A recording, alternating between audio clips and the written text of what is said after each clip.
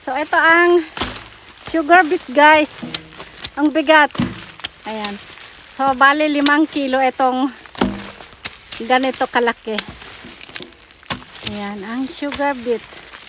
Ginagawang asukal dito sa Hokkaido. So, ayan guys, magha-harvest na kami ng sugar beet. Kaya naman ito yung gagamitin namin.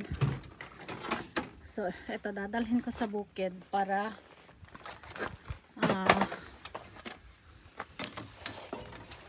ito yung lalagyan namin ng sugar beet dyan sa harap. So, dalhin natin to sa bukid.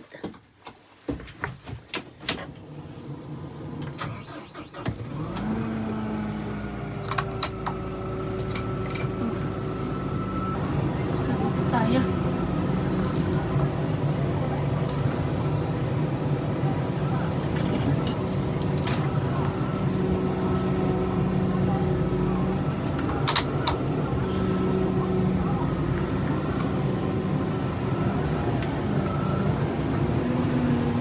Ayan, punta tayo sa bukid, guys.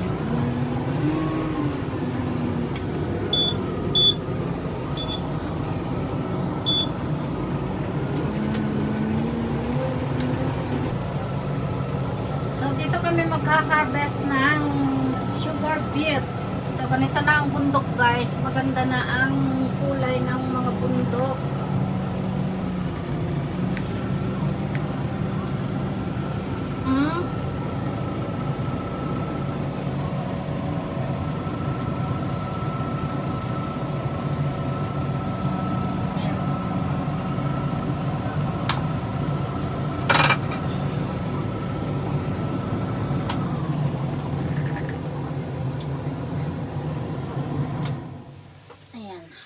Dito tatanggalin namin tong mga corner ng sugar beet para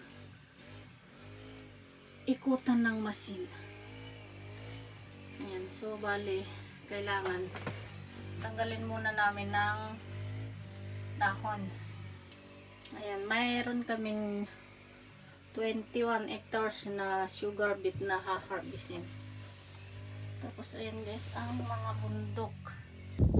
Nagha-harvest kami nagtatanggal kami ng sugar beet dito sa corner ng bukid, ikutan ng masin.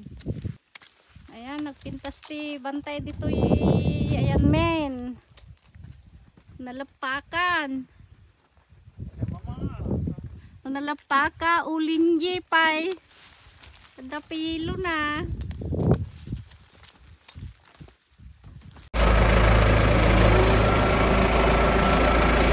Hello guys. Ayan.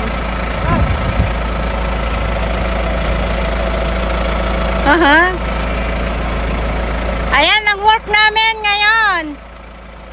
Magtanggal ng corner ng sugar beet. Ikutan ng mga masin para hindi maapakan. Tapos ayan guys. Ala! Nagadumuti. Nagaranda. At ani oh, adda nagnandamanen. So ayan.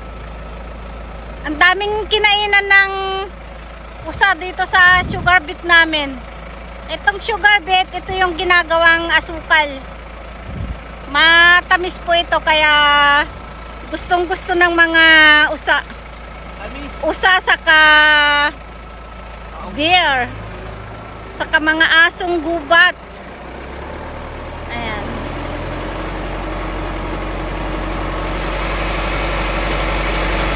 Parang pagmamahal ko sa iyo, isang tamis ng sugar beet.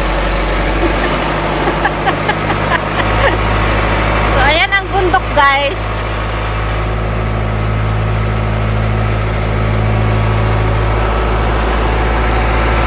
So ayan guys, pagka puno na yung baggage, ipatog na doon sa dump.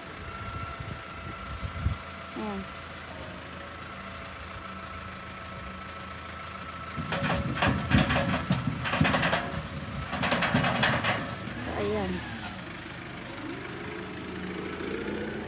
So ito yung mga sugar beet. So ito guys, oh. Kinandadag ito yung sugar beet men. So ganito ang sugar beet. Kinainan na ng mga usa. So meron kaming 21 hectares na sugar beet.